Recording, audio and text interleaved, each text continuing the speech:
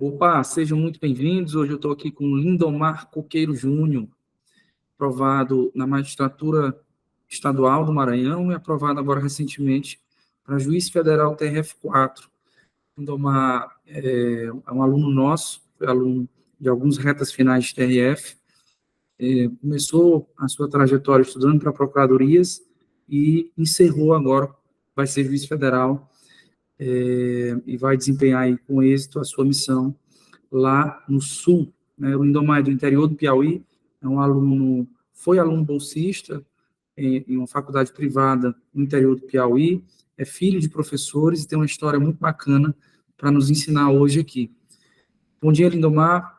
Eu vou iniciar aqui a nossa conversa, pedindo para que você se apresente, fale um pouquinho aí a respeito da tua trajetória para concursos públicos, depois a gente avança falando das fases específicas, né? Primeira fase, segunda fase e terceira fase. Bom dia, Lindomar, tudo bem? Bom dia, Caio. Tudo bem, sim. A gente está aqui no interior do Piauí, né?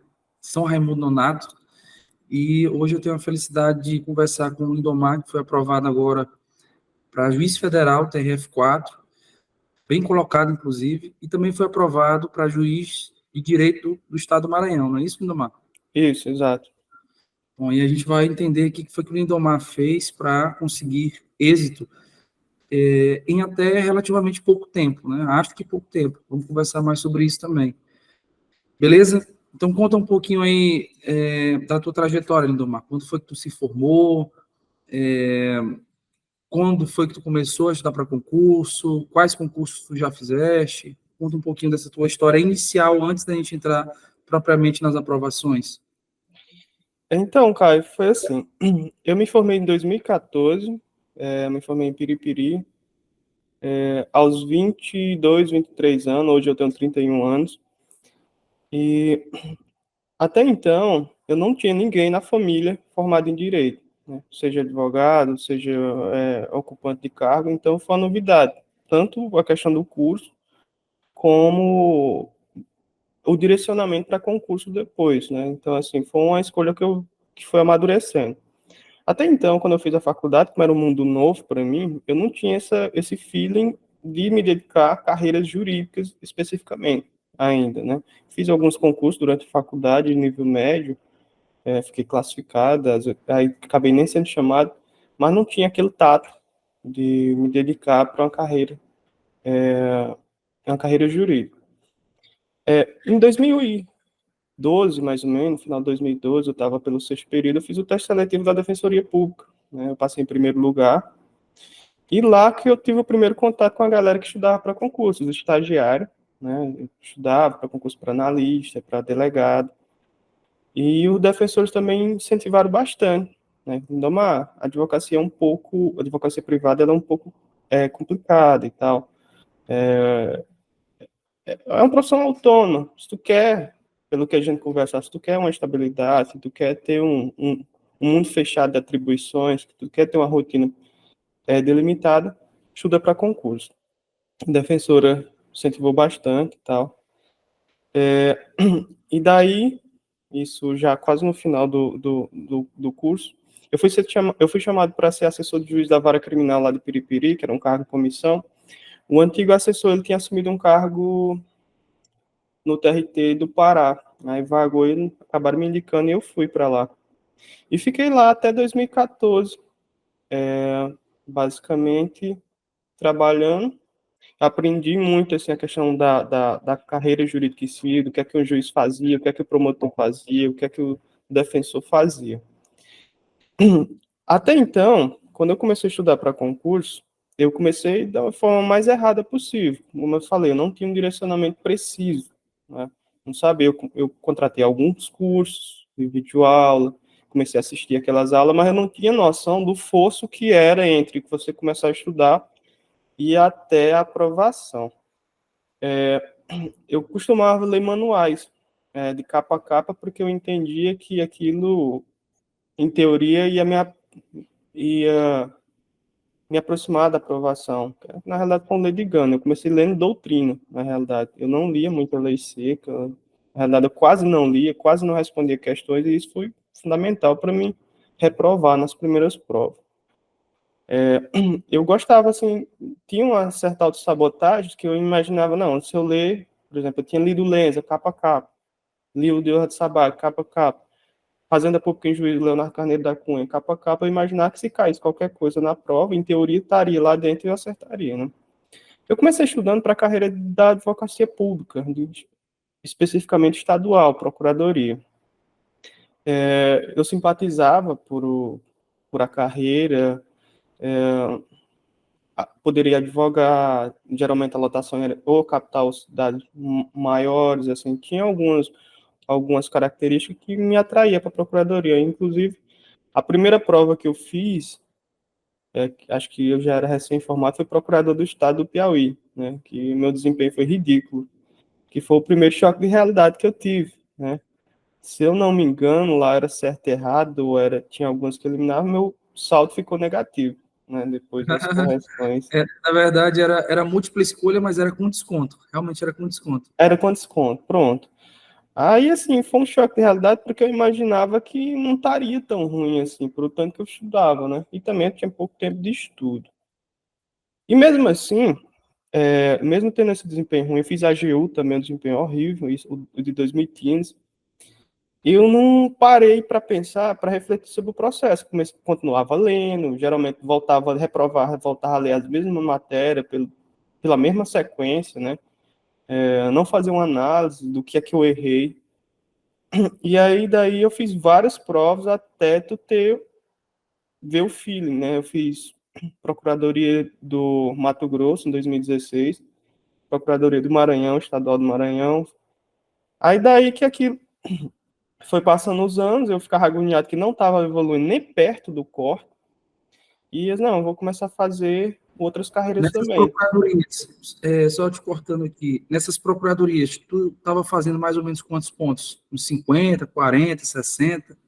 Cara, eu vou até chegar na questão, na virada de chave. Eu fiz a Procuradoria do Mato Grosso, eu acertei 67 questões, que era Banco FCC, na época. Eu fiz a Procuradoria, que acho que foi um mês depois do Maranhão, eu fiz 68 pontos. E depois eu fui fazendo várias provas, e não saía dessa casa, 65 pontos. Fiz TJ de São Paulo, 2017, 65 pontos. Fiz TRF2, 2016, 17 também, 65 pontos. Fiz, deixa eu ver o que mais. Fiz vários. TJ de São Paulo fiz uns 3, mais ou menos.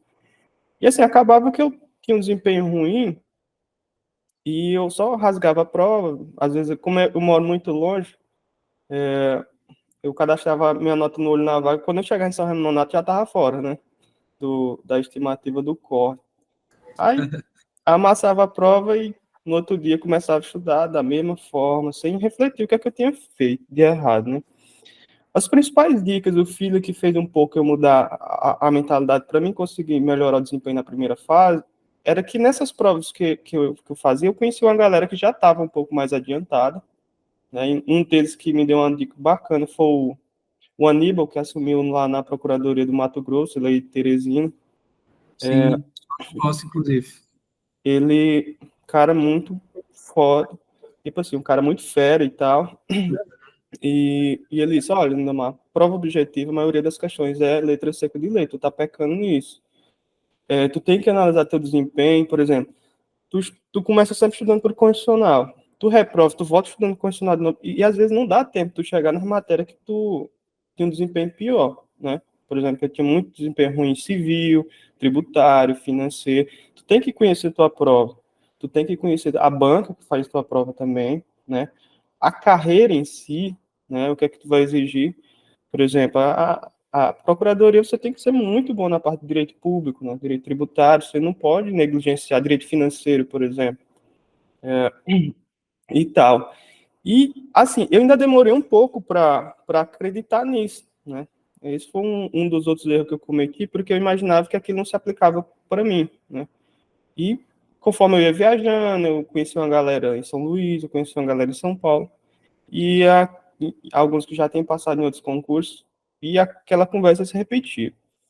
A virada de chave, mais ou menos, quando eu comecei a pegar essas provas, depois de algum tempo, uns 2, 3 anos fazendo prova, que eu vi que o desempenho era o mesmo. Eu não furava a casa dos 70 pontos, era de 70 para baixo, 67, 68 e tal. E podia mudar a banca, podia mudar a carreira, como eu falei, eu fiz procuradoria, eu fiz magistratura estadual, eu fiz magistratura federal, que eu não recomendo, foi justamente uma das coisas que talvez me atrasou um pouco. E não saía dessa casa. Aí eu sentei, parei, sentei, disse, não, tá errado, não vou dar continuidade da forma que eu estou fazendo, né? Porque era inútil, né? Eu gastava muito dinheiro para fazer essas provas e tal, com passagem. E eu disse, não, vou sentar e vou ver o que é que eu estou fazendo errado. Peguei as provas passadas, até o site da FCC ele não faz isso, ele dá o teu desempenho por disciplina, né? Eu fiz basicamente igual o site tinha, né? Eu peguei, ó, prova da Procuradoria do Mato Grosso, Constitucional, X questões, prova Procuradoria do Maranhão, fiz esse mapeamento. Das questões que eu errava, né, eu vi o que era, né? Era lei seca. Às vezes eu li um assunto na doutrina, quando caiu uma questão na prova, eu disse, não, nunca ouvi falar disso. Quando eu ia pegar o gabarito, era o artigo transcrito, ipsiliteris. E aí daí eu comecei a invertir, né? Comecei a estudar pelas matérias que eu tinha maior dificuldade, né? E estudar a lei seca, por exemplo, se em civil, na parte de obrigações, só cai lei seca, eu não tinha por que ler doutrina, a não ser que fosse numa fase discursiva para você aprofundar mais. E essa foi que teve a minha primeira virada de chave. A primeira aprovação que eu tive, em primeiras fases, foi o TRF 5, da quinta região, em 2017. Que eu passei com corte 71, foi uma prova muito difícil. Fiz a prova em Fortaleza. E quando eu passei, assim que eu vi que eu estava dentro da expectativa do olho na vaga, eu passei uns 2 dias sem dormir, sem saber o que é que eu fazia, né? Porque eu não estava preparado para aquilo. Eu disse, que caramba, eu faço o quê? Eu compro o Vadmec, eu não tinha nem ideia como é que fazia um estudo para segunda fase de concurso. Nessa época, em 2017, eu já estava migrando, né? Eu já tinha um tempo de advocacia, e assim, eu vi que meu perfil não era exatamente de procuradoria, né? Eu gostava mesmo da magistratura, eu, inclusive fui assessor de um juiz lá, eu minutava decisões, despachos, sentenças, e eu gostava daquilo, né? Então, fez que eu abandonasse a procuradoria e focasse só na magistratura, mas ainda estava magistratura estadual e federal, né, na época. Cara, eu passei na primeira fase e fiquei louco, sem saber como é que estudava, ficava procurando grupos de WhatsApp, dicas, cursos. Comprei vários cursos, não deu tempo eu ver tudo, né? Fiz curso de segunda fase com correção. Foi ridículo minhas respostas lá, os professores basicamente assim, viu que o nível não era adequado, né? E resultado que eu não passei, né? Eu reprovei na primeira prova discursiva.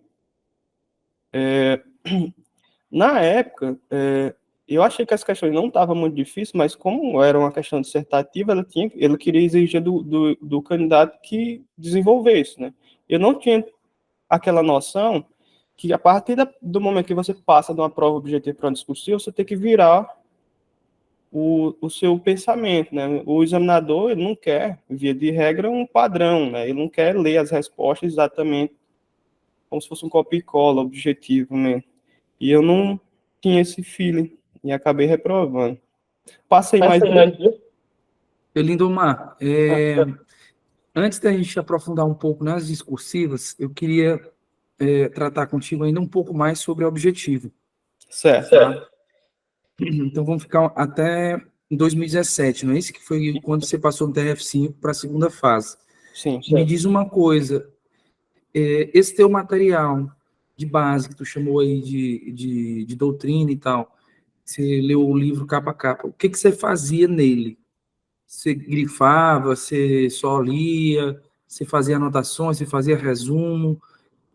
Ainda material de base, tu usou material PDF, tu foi aluno nosso, a gente estava conversando aqui, tu foi aluno nosso de alguns TRFs, retas finais, né? Eu acho que depois desse período, acho que TRF1, TRF3, eu acho, foi depois. Então, me conta um pouco mais sobre o teu material e o que tu fazia nele. Né? Se era só livro, se era livro PDF, e o que tu fazia em cima desse material? Então, no início eu fazia muito errado, né? Eu li o livro de capa a capa, eu não revisava ele, né? Eu passava para outro. Eu gostava de terminar um, que dava mais ou menos aquela sensação de dever cumprido, e ia para o outro, né? Só que eu não revisava. Eu lembro até que, por exemplo, no concurso da Procuradoria do Maranhão, acho que caiu 3 questões de Fazenda Pública em juiz. E eu tinha lido o Leonardo Carneiro da Cunha. Das 3 questões, só acertei uma, né? Os outros era lei seca, aquelas leis de cautelar contra o poder público e tal. Eu acabei errando. Mas, assim, até então, como eu falei, eu não tinha um direcionamento, eu não tinha ligado que isso estava errado, né? Eu lia doutrina de capa a capa, não fazia resumos, eu imaginava que resumos eram eu ia perder tempo com aquilo, não fazia revisões periódicas, né? Nunca fiz, geralmente eu, pontualmente, hoje eu vou revisar aqui licitações, né? Porque eu estou um pouco ruim nas questões aqui do que concurso. E por conta disso eu não evolui bastante. Eu ficava cravado naquela coisa de fazer certo. Tu só fazia grifo, então, ou tu não fazia nada? O livro ficava em branco? Cara, no começo eu não fazia nada. Na realidade que eu lia, né? Às vezes fazia algum grifo, mas não revisava. Depois, que eu já tinha alguma base também doutrinária, por exemplo, eu tinha vários materiais, vários livros, várias coisas. Eu, às vezes, passava de um para um, por outro. E, inclusive, os candidatos até não recomendam que você faça isso, né? Porque se você lê licitações no livro X e vai ler no outro, seu cérebro ele não dá aquela reconhecimento visual para uma revisão. É como se você estivesse lendo um material novo, né? E realmente era novo, era uma informação nova. E acabou que isso me atrasou um pouco. Depois, já que quando eu já estava perto de passar na primeira fase, eu não, vou focar só nesse material, eu vi que ele é adequado, ele é suficiente, eu vou ler só ele. E fazia grifo, né? Eu começava a grifar e minha revisão era por cima dos meus grifos, né? Era uma leitura corrida, bem mais rápida, né? Até então, eu tinha feito alguns cursos de videoaula, né? Mas eu já vi que era mais ágil a leitura. Aí eu abandonei praticamente 100% videoaula. Eu fiquei só na leitura dos arquivos. Quando eu já estava na iminência de passar, na primeira fase do objetivo, eu também já estava estudando por PDF. Por exemplo, eu fui aluno do Temas em 2020, eu acho que o primeiro foi a reta final da TRF1 em 2020, né? E fiz mais outros 3. E eu gostei do material, eu imprimia, né? Como eu não tinha meus cadernos, como eu não tinha feito meus resumos, e o assunto lá, e os PDFs eram resumidos, não a ponto de ser só tópicos, né? Mas era um resumo bem funcional. Também não era prolixo, de você ter informações que é irrelevante para o teu concurso. E às vezes eu ia fazendo anotações já na margem, né? Por exemplo, tem alguma alteração legislativa, fazer uma observaçãozinha, ou um grifo, né? Caiu uma questão num concurso recente que eu não fiz, mas eu vi no que concurso. Cara, isso aqui é importante, fazer uma observaçãozinha aqui embaixo. E depois revisava por ele, né? Então, os PDFs eu achava mais ágeis, porque que ele era menor, eu não tinha meus cadernos, ele era funcional, e como eu já tinha lido o livro também daquela matéria, quando eu ia lendo o assunto, aquilo me refrescava a memória, entendeu? Então, assim, meu material base foi texto escrito, PDF e, e o livro doutrinário. Beleza. Algum livro doutrinário eu lia para aprofundamento em um assunto específico, mas quando você vai avançando, você não tem como mais revisar por manuais, é impossível. Em relação à jurisprudência, Lindomar, tu estudava por onde e como? Então, jurisprudência eu também tive uma certa dificuldade no começo, que eu não tinha hábito de ler jurisprudência. Aí eu lembro que depois que eu comecei a fazer esse mapeamento das questões que eu estava errando, né, tinha era assunto de jurisprudência, né? E isso foi se enveredando ainda mais, tornando. Aí eu lembro que, assim, a fama que cobrava muito jurisprudência era o Sebrasp, né? Disse, FCC cobrava só lei seca. Depois isso modificou. Então, hoje em dia, até concursos de cargos menores, de prefeitura, alguns bancos, até estaduais, estão cobrando jurisprudência, súmula, algumas coisas. E eu não tinha esse hábito. Aí depois eu comecei a estudar, quando eu comecei diretamente no site dos tribunais, lendo os informativos. Aqueles assuntos que eu já dominava, eu conseguia ler por ele. Depois eu abandonei e fui pelo dizer o direito, né, o buscador, porque tinha uma explicação. Às vezes, naquela explicação do Márcio André, você relembrava, era uma revisão daquele assunto, e eu gostava. Já depois que eu já comecei a passar em primeiras fases, eu estudo jurisprudência da seguinte forma. Obviamente, quando saiu o informativo novo, eu li aquele informativo no site do tribunal. Né? Saiu o informativo do STJ, leio o informativo do STJ no tribunal STF da mesma forma. Eu leio no site do tribunal porque, às vezes, algumas questões, sobretudo discursivas, eles estão cobrando exatamente algumas palavras que tem na ementa, ou então alguns assuntos que não é o tópico específico daquele julgado, mas é alguma discussão que foi dita de passagem na informação do ITTO. Então, eu já estava tendo esse feeling de, por exemplo, tem um informativo aqui sobre direito ambiental, só que na discussão lá teve alguma questão de ordem sobre direito constitucional, controle de constitucionalidade, que às vezes caía na prova. Já os assuntos que foram passados para trás, assim, eu estava estudando jurisprudência, não era aleatório, eu estudava, por exemplo, hoje eu vou estudar administrativo e agentes públicos, eu ia no buscador do dizer o direito e estudava aquele assunto, só jurisprudência por ele, né? Algum ia fazer marcação também no meu material. Então, assim, só para resumir, assuntos passados, eu fazia estudos pontuais por disciplina e top. Hoje eu vou estudar constitucional, crimes em espécie, ou não, penal, crimes em espécie, e vou estudar controle de constitucionalidade. Eu ia no buscador, que já estava indexado, estudava. Informativos novos, eu lia diretamente no site do tribunal para tentar pegar alguma coisa que era dito pelos ministros de passagem. E assim eu fiz até ser aprovado. E deu certo. Entendi. Em relação à lei seca, já para a gente dar uma virada aqui para a segunda fase, o último tópico. Você falou que a virada de chave na tua preparação de primeira fase, que foi quando você começou a ser aprovado, foi ter inserido a lei seca com alguma intensidade maior e, antes disso, ter mapeado as tuas reprovações, né? A gente falou Isso. aqui de talvez umas 5, 6 reprovações, e aí você mapeou e inseriu mais lei seca. Como é que você estudava essa lei seca? Era por assunto, era por diploma? Qual que era a periodicidade? Então, é o seguinte. Primeiro, ainda quando eu fui estudar a lei seca, eu comecei da forma errada. Eu queria ler o código do artigo 1º até o último, né? Depois, eu vi que aquela leitura também era um pouco contraproducente. Eu comecei a tomar como base a própria prova, né? Eu pegava as provas daquela carreira que eu ia fazer e via um maior nível de incidências. Por exemplo, direito das obrigações, talvez no código tenha 200 artigos, mas desses 200 artigos só tem uns 30 que ele tem uma maior incidência, né?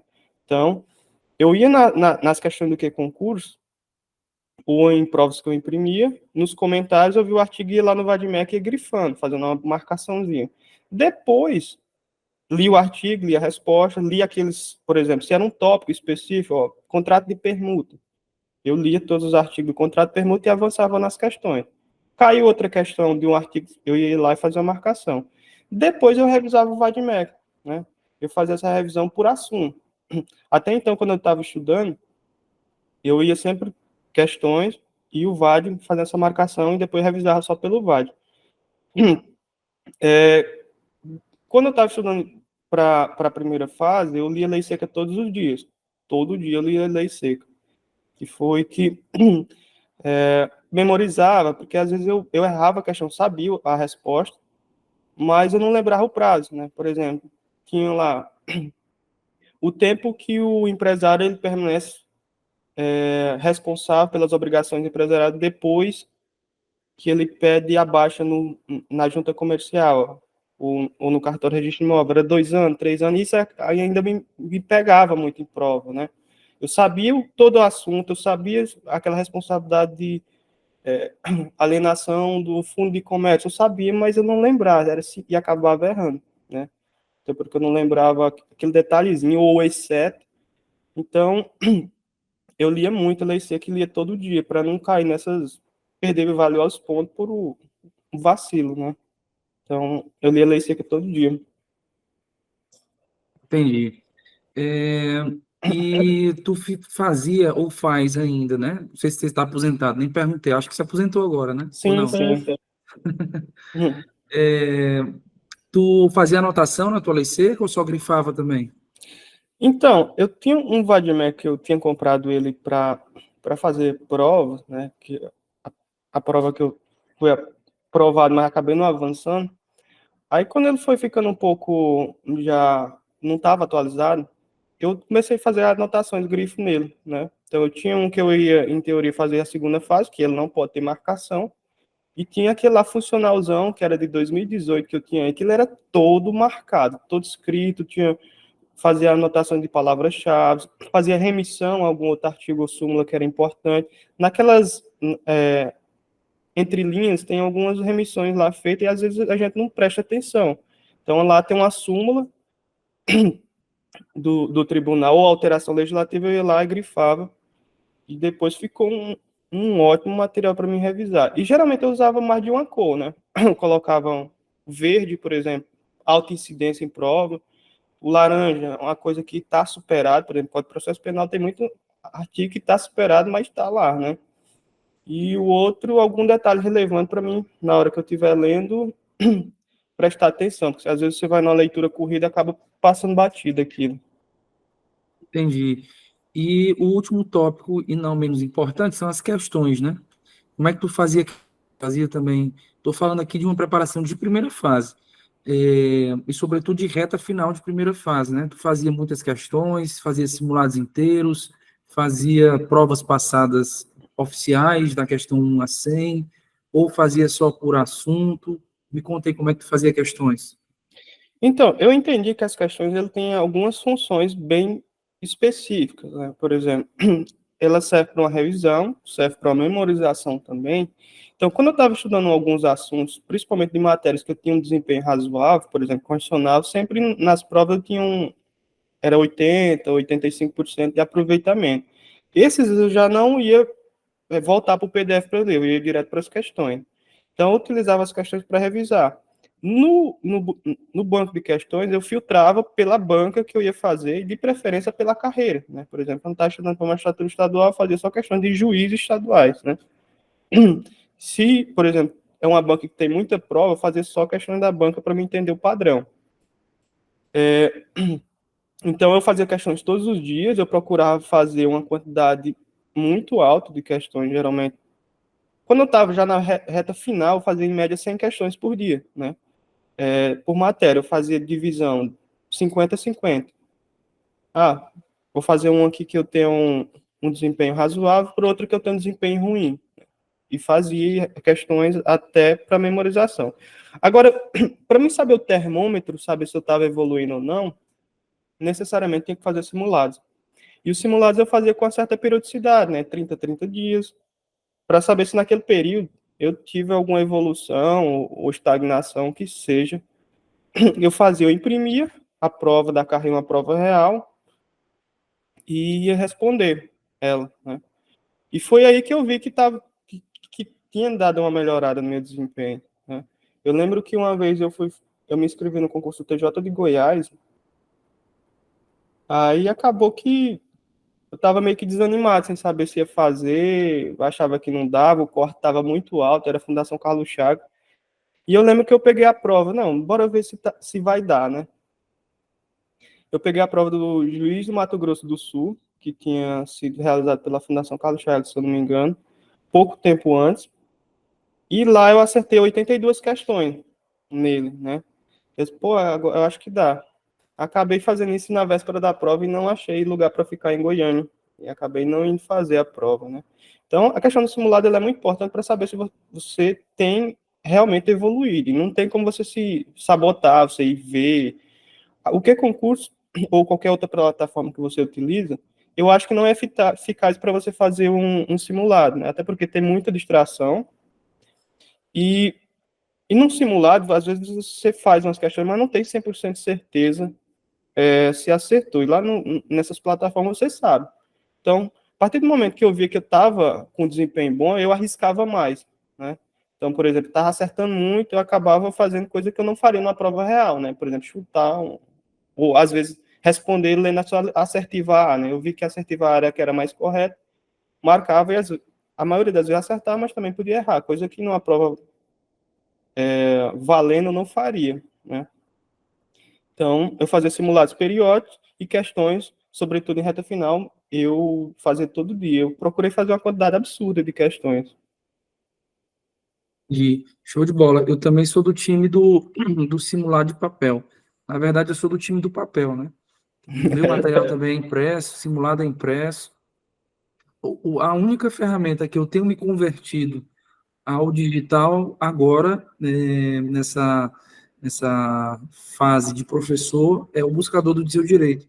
Mas até antigamente, quando eu era concurseiro ainda, eu imprimia a jurisprudência também, porque a minha técnica de estudo é muito voltada para anotações e grifos, né? De preparação do material, com grifos, anotações, post-its e tal. Então, eu sempre preferi o papel. Concordo 100% contigo com a ideia da dispersão que proporciona a tela, o computador e tal.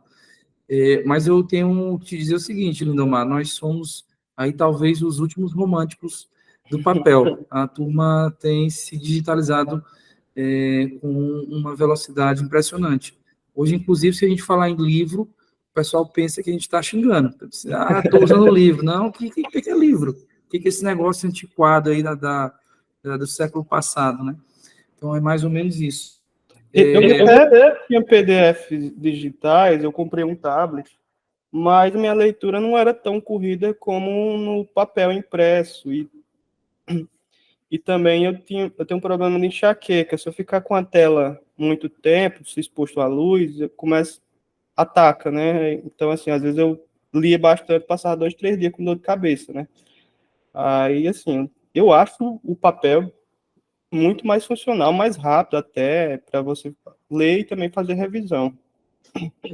O único ponto que eu ainda enfrento de dificuldade com papel, e aqui a gente não tem defesa, eu acho, é a ideia de que o material digital você consegue levar para todo lugar no iPad, né? Aí realmente a gente não tem o que objetar em relação ao pessoal que usa. Porque quando eu vou, às vezes, viajar e tal, aí eu vejo a turma levando o iPadzinho e tal, e, porra, ali deve ter tudo, né? E Sim, aí a gente não consegue levar o material impresso para a viagem, mas são escolhas e eu acho que na média, pelo menos para mim, ainda continua fazendo sentido a ideia do papel, né? quando eu fui fazer a prova oral de São Luís, eu fui de ônibus, né? Lá, quando eu fui fazer também a oral no TRF4, fui de avião. E nas duas ocasiões eu levei uma mala grande cheia de livros, né? Eu tinha os materiais do temas no computador, levava o notebook também. Tinha alguns que eu já tinha impresso também, aqueles mais relevantes que eu entendi que poderia ser sorteado meu ponto, mas eu sempre levei uma mala com uns 10 livros. Eu lembro que quando eu fui pesar lá no aeroporto, deu 21 quilos minha mala. É muito ruim para carregar, mas assim, eu gosto muito do material escrito mesmo. Acabei que eu nem li muita coisa mesmo, eu acabei lendo nas 24 horas, lendo os PDF, né? Pois é, mas isso revela o seguinte, revela um autoconhecimento e uma confiança no que a gente sabe que gosta, né? Sim, Então, esse é um ponto importante para você que está nos ouvindo aí. Você tem que se conhecer para entender o que te faz render, né? Eu costumo dizer aqui no Temas que o que guia a decisão a respeito de método de estudo é o princípio do rendimento, é o que você rende mais. Então, eu rendo mais dessa forma, siga, ainda que não seja a forma mais conveniente. Eu rendo mais com o papel, então siga o papel. Não é porque você vai ter uma perda ali de um dia, que é a perda do dia da prova, que você vai abandonar 364 dias de estudo com um máximo de rendimento por conta do pré-prova. Né? Até porque no pré-prova ali, na verdade, aquele estudo é mais um estudo para fins de desencargo de consciência do que propriamente um estudo efetivo. Né? Não é aqueles últimos minutos ali, últimos segundos que vai te fazer atingir uma nota que você eventualmente não atingiria. É lógico que o pré-prova ali do último final de semana é importante, no meu caso também, eu não recomendo a história de, vou descansar, vou passar aqui 2 dias sem... Cara, até o fiscal tomar o teu vadimécum, tu tem que estar estudando, no meu caso, né? Então, isso é importante, sim, e eu só viajaria, ou só viajo, né, com o vadimécum. O resto que ficou em casa, ficou. Então, é mais ou menos essa ideia, ou técnica para quem usa papel. Beleza, então eu acho que a gente superou aqui a ideia de primeira fase. Agora, voltando ao marco que a gente parou, você falou da discursiva lá do TRF5, que foi reprovado, entendeu ali que precisava ainda, como a gente fala aqui, né, no Piauí, precisava engrossar o couro das costas, estava muito menino ainda. Sim. E depois desse momento, que foi que tu fizeste para atingir nota suficiente na discursiva? Só um detalhe, Lindomar, também que eu anotei aqui, foi que a partir desse momento, você pode me corrigir, 2017, 2018, você também deixou de atirar para todo lado. Porque você vinha fazendo provas de procuradorias, magistratura estadual, magistratura federal. Eu também olhei aqui teu histórico, tu comprou até curso de defensoria nosso aqui. E aí me conta também sobre a importância de ter focado, a partir desse momento, eu acho que foi esse momento, 2017, 2018, em uma carreira só. Qual que é a importância disso? E depois você segue falando da discursiva aí. Certo. Então, eu acho que a questão de você escolher uma carreira, ela é um pouco parecida com o vestibular, né? Às vezes a pessoa passa o ensino médio sabendo que vai ter o vestibular no final do terceiro ano, mas geralmente você deixa para pensar nisso na véspera, às vezes toma uma decisão sem refletir basicamente o que é que você vai fazer, né? Aí, às vezes, você acaba tomando por decisões erradas, principalmente para a questão financeira, né? Você não reflete sobre o custo que aquilo vai provocar na sua vida, na vida da sua família, da sua esposa, do seu marido e tal.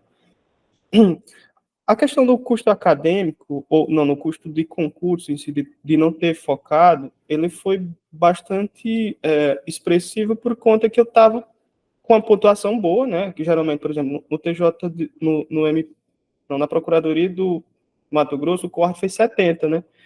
E lá eu fiz 68.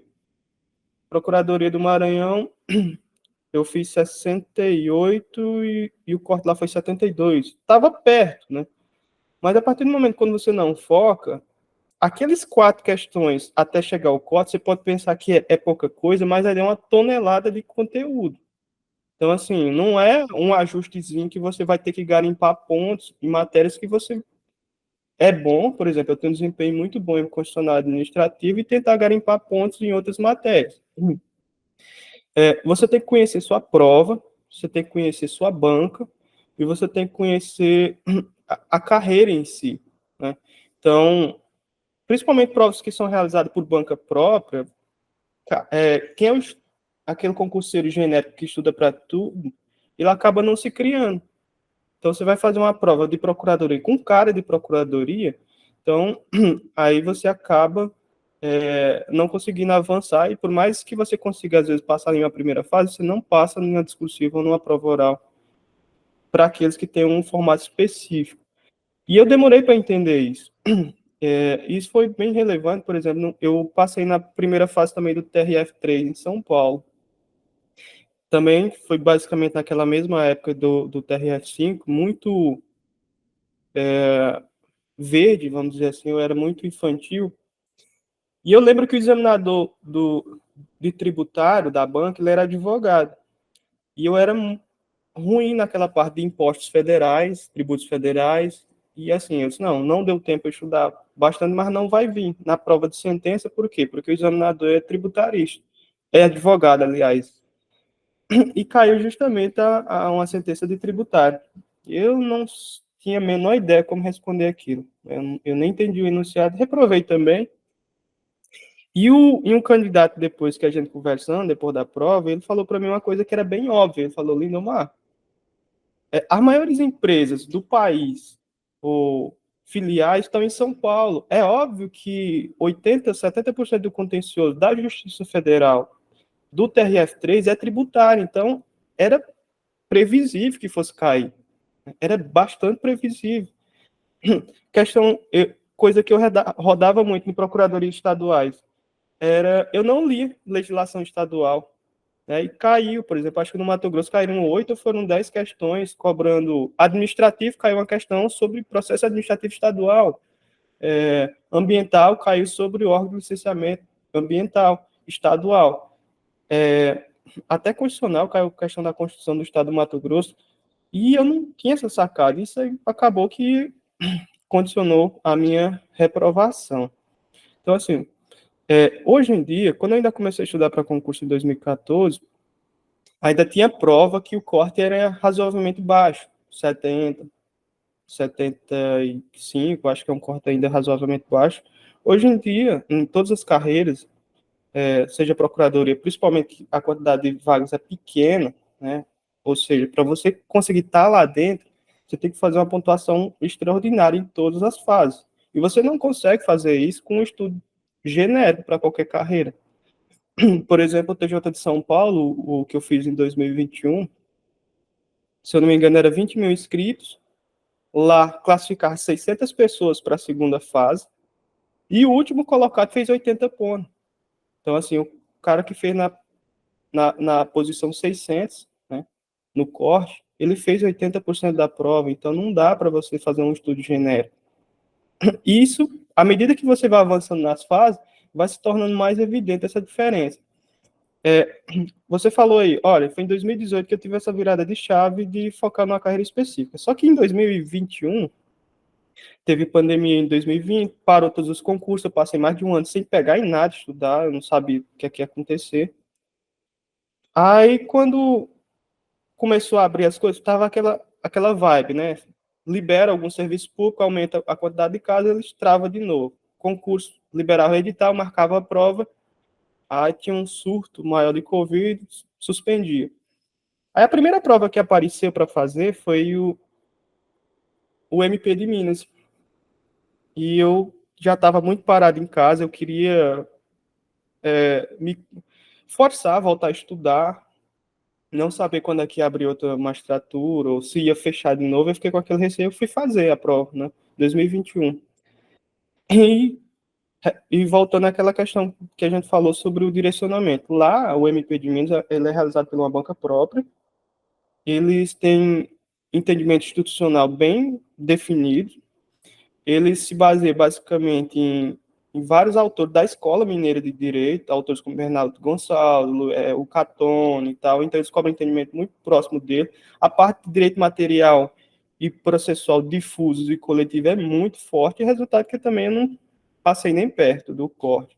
Então, assim, você tem que conhecer tua prova, conhecer a carreira em si, né, o que é que você vai trabalhar, e conhecer e também fazer uma busca de provas anteriores, assistir essas lives igual a gente está fazendo agora, essas entrevistas com o candidato que for aprovado, para ver qual o diferencial que ele fez que você não está fazendo para conseguir chegar na aprovação. Então, assim, conhecer a banca foi um dos diferenciais que me fizeram passar numa discursiva também. Eu fiz 3 discursivas até conseguir passar. Eu fiz o TRF2, não passei, o TRF5, não passei, o TRF3. E para você ter uma noção, lá no TRF5, a dissertação era um artigo do presidente da banca, falar de discricionariedade técnica administrativa. Ele tinha várias linhas de publicações e era previsível. Os outros candidatos que já eram mais avançados, eles leram esse artigo dele. E, resultado, eles mandaram muito bem. No TRF da segunda região, um dos examinadores, um desembargador, ele tem uma linha de publicação muito forte sobre aspectos civis do sequestro internacional de crianças. Eu não tinha esse feeling de procurar estudar banca, né? Resultado, a sentença civil foi sobre aspectos civis do sequestro internacional de crianças, e acabei que rodei nessa situação. Então, mesma situação que eu fiz da primeira fase, eu fui estudar banca, estudar prova, estudar provas anteriores, e quando eu fui fazer a prova do TJ do Maranhão, que eu passei, eu fiquei com aquela angústia. Cara, eu já reprovei em 3 discursivos, será que eu criei um bloqueio? Será que essas correções não estão sendo injustas? Aí eu peguei essas provas, eu tinha uns PDF, eu tinha escaneado elas, e eu fui ver, 4 anos depois, minha prova que eu fiz do TRF5, do TRF3. E depois a minha conclusão foi o seguinte: não tinha a menor condição de eu passar naquelas provas, porque eu não tinha maturidade e não tinha bagagem de conteúdo suficiente. Então, assim, eu entendo hoje que minha reprovação foi justa. Não fazia sentido, pela resposta que eu vi, né, muito rasa, muito superficiais, eu avançar num concurso dessa envergadura. E fui tentando corrigir passo a passo, erro após erro nesse período. Estudei muito também, que eu consegui avançar nas provas discursivas. Lindomar, o que muda numa preparação de discursivo? Assim, você voltou mais para os materiais, doutrina, deixou mais de lado a lei seca, inseriu mais jurisprudência, fez simulados com correção, não fez, estudou provas passadas. O que muda na mesa, né? Eu costumo dizer isso. Você sabe quando está mudando a forma de estudar, quando a tua mesa muda. A minha mesa, por exemplo, quando eu me preparava para a primeira fase, era um vademecum e quase que nada mais do que isso, né? Quando eu fui para a segunda fase, minha mesa mudou. Comecei a colocar algumas coisas ali diferentes, livros e tal, às vezes até no meu caso, né? Não sei nem se isso hoje é válido, mas alguns temas específicos eu até aprofundei por materiais específicos. Então, quero ser procurador do Estado, é o que você falou. Você tem que conhecer com o que você vai trabalhar. Então, eu estudei livros específicos de execução fiscal, livros específicos de fazenda pública, livros específicos de licitações. Caio, foi absolutamente necessário? Não, Caio, nada disso. Mas é aquela ideia da preocupação com temas mais sensíveis da tua carreira, né? Então, isso talvez tenha me diferenciado, não exatamente porque iriam cair questões dessa prova, mas porque em temas mais centrais eu estava num nível difícil de alguém bater, né, vamos dizer assim. Mas e aí, me conta aí como é que foi a tua mesa, né? O que tinha na tua mesa durante a tua preparação de segunda fase? Então, um candidato me perguntou, depois que eu postei que tinha passado na prova, se eu li todos os informativos, eu sabia todos os informativos do STJ e do STF. Eu falei que não, é impossível. Agora, como é que mudou meu estudo? Primeiro, eu tentei focar a revisão em temas centrais, né? Por exemplo, é melhor de eu ter uma noção geral de tudo que eu consegui escrever do que tentar focar num tema específicozinho que às vezes cai na nota de rodapé. Então, por exemplo, se cai esse controle de condicionalidade, eu teria que saber o básico daquilo, né? E dar uma aprofundada, obviamente, em alguns pontos. Mas não era aceitável que caísse alguma coisa básica e eu não conseguisse desenvolver. Então, como eu já tinha estudado os PDF, já tinha estudado livro, eu me dediquei um tempo a revisar eles, a revisar os grifos, a revisar, que eu imprimia, até os materiais do temas, eu imprimia e encadernava. Eu tenho uma impressora aqui, então eu imprimia e levava na rua, encadernava e depois ia revisando, ponto a ponto. Quando você vai avançando nas fases, por exemplo, pelo menos na magistratura, diminui a quantidade de disciplinas, né? Você não pega mais tudo. Então, eu focava naquela disciplina que cai, dentro daquelas que cai o assunto. O estudo de segunda fase, ele é mais, vamos dizer assim, mais detalhista que, por exemplo, se caísse uma questão de jurisprudência, eu saber só a conclusão, o entendimento do tribunal, não me ajudaria a passar numa prova, né? Eu teria que saber as discussões, a tese, por que é que estão entrando com essa ação de direto de inconstitucionalidade, o que é que a procuradoria está sustentando, o que é que os ministros estão dizendo. Então, eu já tinha um razoável conhecimento dos entendimentos dos tribunais, aí eu comecei a ler as razões, os interteor, né? Eu procurava alguns lead cases que eram importantes. Eu lembro daquele, assim, para te citar alguns, daquele a respeito aquela modulação não, modificação do entendimento do STF a respeito da vinculação no controle difuso, né? Que foi essa discussão, ela partiu num caso de ambiental sobre amianto, né? E eu fui tentar entender, né, como é que eles chegaram nessa conclusão. Fui ler precisa ler o interteor do voto? Não precisa, né? O próprio Márcio André e alguns outros cursos, eles sintetizam basicamente as teses que estão sendo discutidas. Agora, só saber o resultado da ementa já também não era suficiente. Eu contratei alguns cursos com correções que me davam um bom feedback para saber se eu estava na direção certa ou não, né? Eu lembro que quando eu fiz o TRF5, um professor me deu um feed muito bom.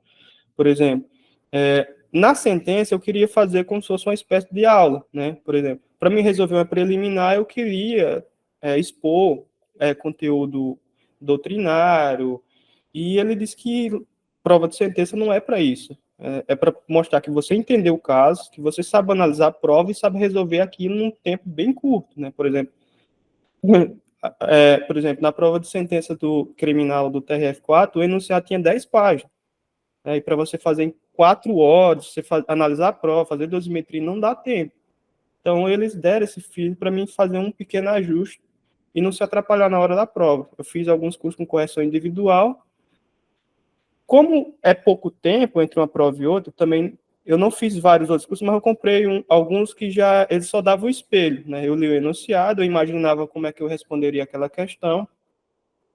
Às vezes até eu treinava, olha, eu li o enunciado e depois ia ver se eu tinha ido na direção, se eu tinha esquecido algum ponto relevante, como é que isso ia pontuar na minha prova. E também comprei na Juspódio, tem uns livros de provas passadas comentados, né?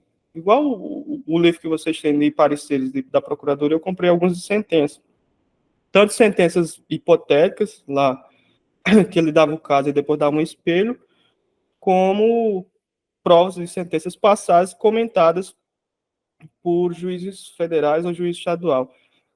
Poucos tribunais do TRF, eles publicam o espelho de resposta, né? Aí, às vezes, eles só corrigem a prova, e por isso que deu um pouco de trabalho para mim estudar provas anteriores. Aí eu optei em comprar por curso, que um juiz federal, um professor, responderia como seria uma sentença adequada para aquela questão, para aquele enunciado.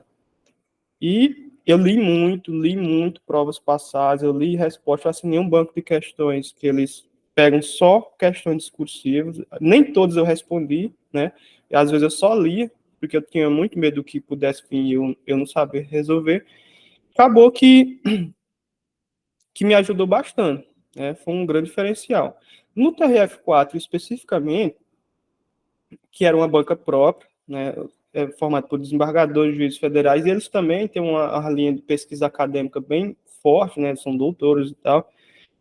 Uma das coisas que talvez fez com que eu passasse na discursiva foi ler muita coisa dos examinadores, né? Que assim, eles cobravam um caso prático. Eu até tive conversando com um candidato, eles que não leu nada e também passou, né? Só que para mim, quando ele tratou de um enunciado, eu fui pegando, inclusive, gancho dos artigos que ele utilizava na linha de pesquisa. Eu procurei a página do currículo Lattes dele, peguei artigos recentes, congresso que eles participaram, o que era que estava sendo discutido, li muita coisa dos examinadores.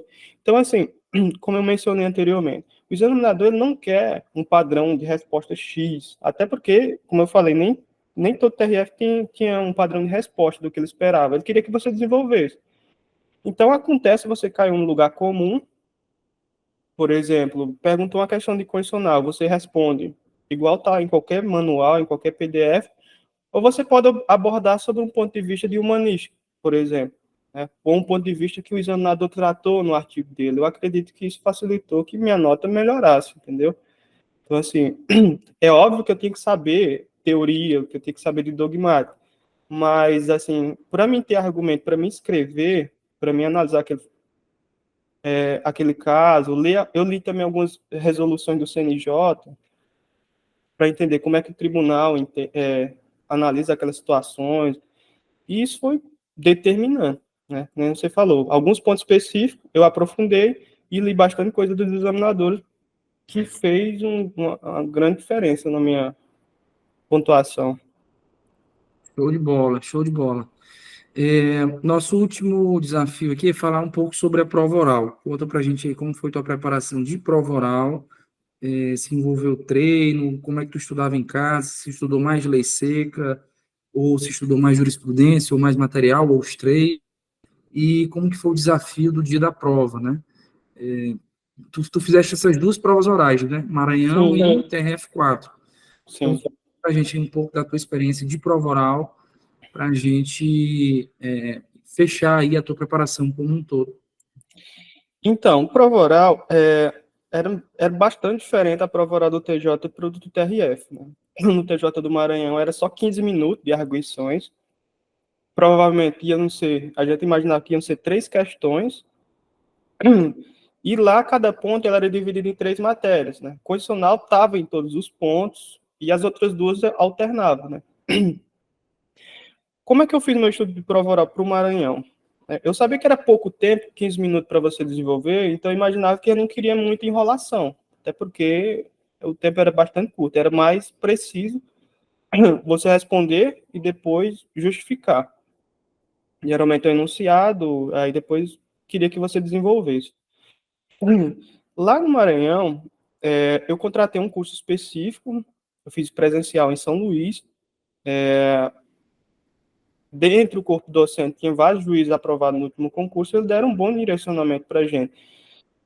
Assim, quando você chega na prova oral, eu acredito que o menor dos teus problemas é questão de conteúdo, que você vem estudando já há mais de um ano para aquele concurso especificamente. Eu tinha medo de travar, às vezes vinha uma questão que eu não sabia resolver e me atrapalhar com o tempo. E esse curso foi bom, a gente foi 2 dias de arguição lá em São Luís e eu fui muito mal, né, na realidade lá, o professor disse, olha, você está tendo muito vício de linguagem, você está travando, você... Às vezes depois que terminar a arguição eu lembrava da resposta, muito mais coisa para agregar, mas lá na hora não dá, né, é um pouquinho tempo. E o estudo foi basicamente o seguinte, eu revisei, ó, já vinha revisando na discursiva, revisando meus PDF, né, revisando algumas grifes que eu tinha do livro, eu levei os livros para São Luís e para Porto Alegre, mas não dava mais tempo, sobretudo nas 24 horas, que antecede a arguição. E eu foquei em estudar alguns pontos específicos que poderia vir. Lá no Maranhão, o curso ele sintetizou os PDF dos assuntos que poderia cobrar, poderia vir, que eles publicam um edital com os assuntos já bem mais enxuto, né? Daqueles assuntos mais enxutos que poderia vir no meu ponto, eu estudei aqueles que eu tinha maior dificuldade, né? Por exemplo, sucessões. Pode cair no meu ponto? Pode. Eu estudei sucessões que o meu era bem fraco. Os outros 2 assuntos que eu tinha razoável domínio, eu só ia estudar eles se tivesse tempo e se eu fosse sorteado, né?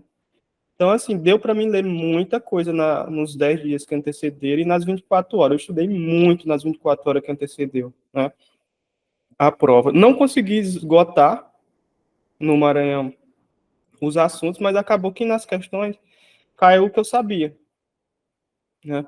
Caiu do que eu tinha estudado. A gente sempre fica com a sensação, vai cair aquilo que eu não estudei, né? Mas acabou que não. Acabou que caiu o que eu tinha revisado.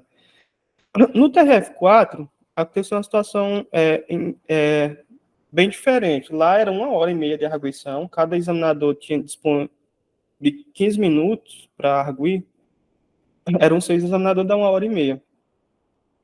E lá eles restringiram o conteúdo programático, mas cobraria as 17 disciplinas que estava no edital, né? Então, assim, por exemplo, no Maranhão eu fui sorteado para Constitucional Administrativo e Direito Civil, né?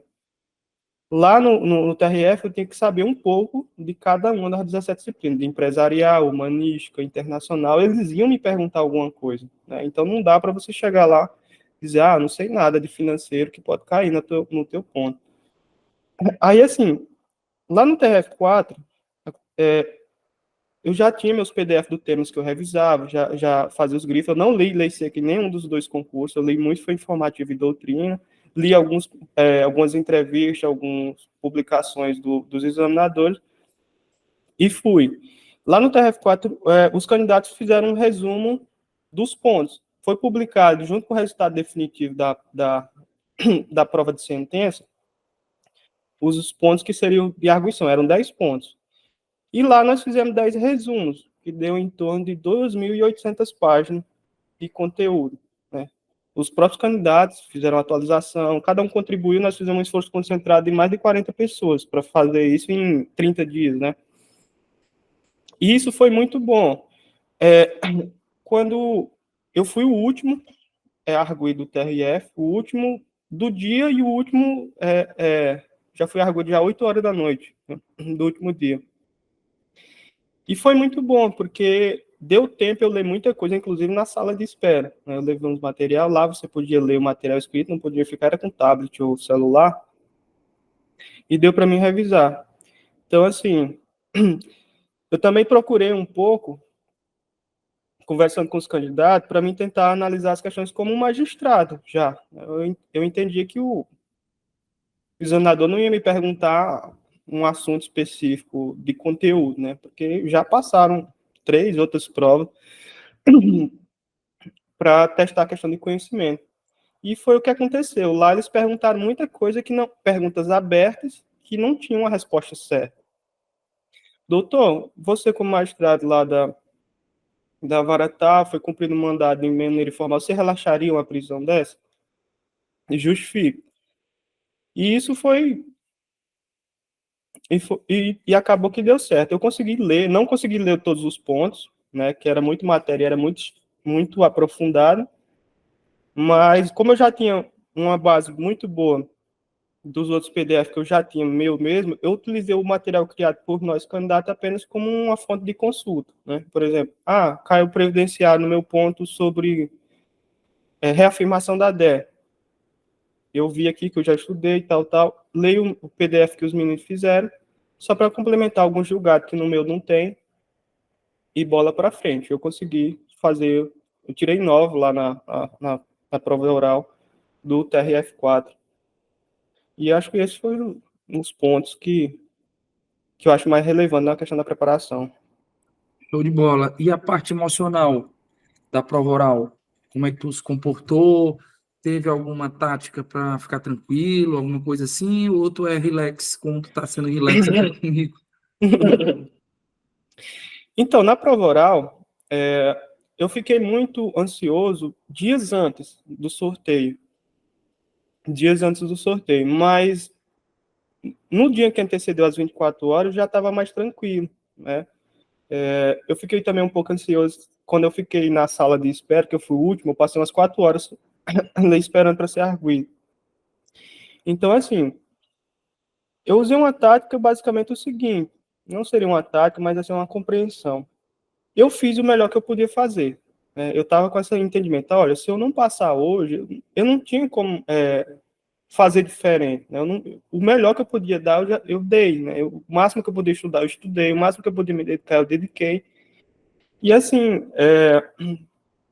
diferentemente quando eu comecei a estudar para concurso há anos atrás, que eu achava com aquilo como se fosse uma questão de vida ou morte, eu tinha que passar de qualquer jeito para ajudar minha família, para pagar os custos da minha formatura e tal.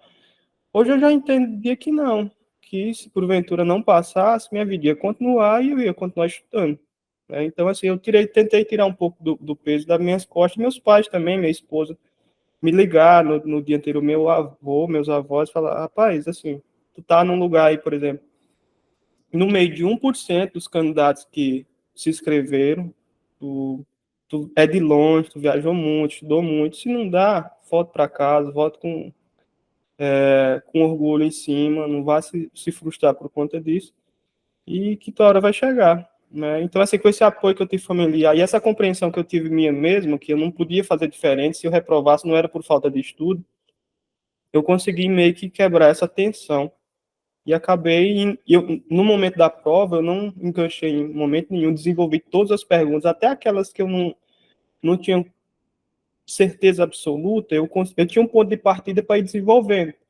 E eu tive a felicidade que os examinadores, eles não queriam prejudicar. Às vezes eu falava um pouco a resposta parcialmente, eles reperguntavam para tentar trazer para o que eles estavam esperando.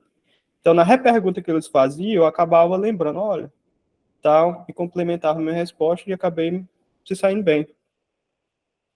Massa, massa, massa. Show de bola. Fico feliz por ti, Nomar. Eu costumo dizer que quando é lógico, a gente fica feliz, né, por todos os alunos que são aprovados, mas quando é da casa, do Piauí, que tem uma história parecida com a nossa, a gente fica mais feliz ainda, né? Já decidiu aí a carreira que vai seguir? Juiz de Direito do Estado do Maranhão ou juiz federal lá TRF4? Então eu decidi, eu vou para o Juiz Federal, TRF4. Na realidade era meu objetivo, que eu não tinha compreendido especificamente em 2017 ou 2018, mas estudando para o concurso, tendo familiaridade com os casos que o magistrado federal julga, com as matérias, com a estrutura, o que é que eu posso fazer, né, para agregar, o que é que eu posso mudar na vida das pessoas, sendo magistrado federal. Isso é uma decisão pessoal. Obviamente, teve vários candidatos lá do TRF4 que optaram, por exemplo, por TJ Santa Catarina, né? É uma escolha pessoal. No meu caso, eu, eu quero a federal. Eu acho, por vários motivos pessoais, acadêmicos, profissionais, eu acho que eu consigo fazer uma diferença maior indo para o TRF. Aquela questão, a noção que você tem no decorrer de pertencimento. Comecei a estudar um pouco sobre a história do TRF4, precedentes que vieram de lá, que se tornaram referência nacional, linhas de pesquisa do desembargador. Então, assim, é como se eu me sentisse já da casa, né? Fosse já de casa. Então, eu, eu vou optar por o TRF. Verdade. O pessoal do Sul, sobretudo o Rio Grande do Sul, é bem vanguardista aí no direito. Lindomar, uma última palavra aí para o pessoal que está estudando. O que tu pode dizer para o cara que ainda se sente longe, o cara que está estagnado, pensando em desistir? O que tu pode dizer aí em poucos minutos para a gente encerrar a nossa entrevista? Então, é assim, você que está ainda iniciando, ou você que já está num certo percurso, é o seguinte, você não precisa romantizar estudo, né? Você não precisa dar 100% de si todos os dias, porque é uma maratona. A sua vida não vai parar para você estudar. Você tem que trabalhar, você tem que viver momento de lazer, você tem que dar valor à sua família, e você tem que equilibrar isso, entendeu? Você não vai se frustrar. Eu confesso que eu teve momentos que eu pensei que não ia dar, né? Eu pensei que era inalcançável. E por incrível que pareça, essa sensação de impotência e que o objetivo está longe foi justamente pouco tempo antes de eu começar a passar, né? Eu já estava mais próximo de passar, eu imaginava que não dava. A sua situação, ela é diferente do outro, então você não pode comparar seus bastidores com o palco de ninguém. Eu lembro que quando eu reprovava em prova, eu ficava analisando depoimento de outros, aula e tal. Às vezes eu imaginava que eu tinha alguma questão dessa, até de compreensão. Mas, assim, às vezes o que está te impedindo de passar é um problema que antecede ao estudo, né? Às vezes você está sem dinheiro para fazer um curso bom, às vezes você está sem tempo, tem jornada dupla ou tripla de trabalho. Então, assim, você consegue. Você se dedicar, não é fácil, vai levar tempo e vale muito a pena. Então, não desista. Né? Eu vi uma frase de um candidato que ele passou, acho que em segundo lugar, procurador, acho que da Paraíba, recentemente. Foi uma pontuação gigantesca na prova oral, ou na prova objetiva. E ele diz assim: você não pode desistir de uma coisa que você pensa nela todo dia.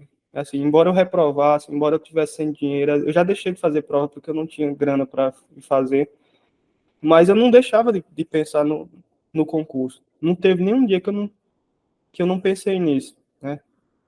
Teve vezes que eu achei que não dava, que não ia conseguir, mas eu nunca parei de pensar nisso e sempre batia a poeira e voltava para estudar até a hora que conseguir. Então você estuda até passar. Você não precisa estabelecer metas. Eu tenho que passar antes dos 30, antes de casar. Isso não existe, né? Você tem que fazer isso com a régua da situação que você está vivendo, que pode ser diferente da minha, da do Caio, de outras pessoas. Faça seu caminho mesmo. É isso. Show de bola. Lindomar, quando tu viu teu nome, a primeira coisa que tu fez, quando saiu teu nome lá na lista, o que foi que tu fez? Tu ligou para quem? Tu chorou? Tu gritou? O que foi que tu fez? Foi interessante, porque do Maranhão, falar das duas hipóteses. Do Maranhão, eles publicaram o edital. Desde de manhã cedo era F5, F5, F5, nada de sair. Veio sair 1h30 da tarde. Quando eu abri e vi meu nome, eu primeiro abracei minha mulher, minha esposa, minha filha e tal. Liguei pro meu pai, liguei pro meus irmãos, liguei pro meu melhor amigo, que ele advoga comigo. todo mundo muito feliz por mim, eu fiquei muito emocionado. E demorou um tempo para cair a ficha, né, que aquilo ali tinha acontecido, né, que era depois, se você parar para pensar desde quando eu comecei a estudar para agora, eu achei que esse momento não ia chegar. E ficou aquilo. No TRE, a divulgação da prova oral, ela foi feita numa sessão. Antes do edital, eles iam falando as notas. E aquilo deu uma angústia muito grande, porque eu não sabia se tinha dado, né? Quando eu vi que eles terminaram de falar minhas notas e falou que eu vi que tinha sido aprovado, eu liguei pro meu pai, eu fiquei, assim, eu fiquei em choque mesmo, fiquei em choque. Demorei, assim, um tempinho para voltar em si, né? Para voltar em si. Que tinha conseguido, né? Que eu ia me aposentar desse concurso, que eu poderia fazer tudo aquilo que eu imaginava quando eu comecei a estudar, que é ajudar meus pais, que é lecionar, que é fazer um mestrado, um doutorado, tudo aquilo agora era possível. E demorou dias para cair a ficha, né? Mas fiquei muito emocionado. E feliz também pelos outros colegas, né? Porque a gente acaba conhecendo os outros candidatos e cada um tem uma história bem peculiar, né? E todos em si eram merecedores de serem aprovados também. Eu fiquei feliz também por eles terem conseguido. Show de bola. História massa, história linda, viu? A gente fica feliz de poder ter ajudado aí minimamente. E agora desejar sucesso. Que Deus abençoe tua jornada. Seja. Tá decidido, na verdade, né? Vai ser um TRF. Vai ajudar muitas pessoas. E aqui a gente continua as ordens, né? Espero que você venha do lado de cá nos ajudar em pouco tempo. Né? Lecionar e continuar ajudando aí agora como professor do curso.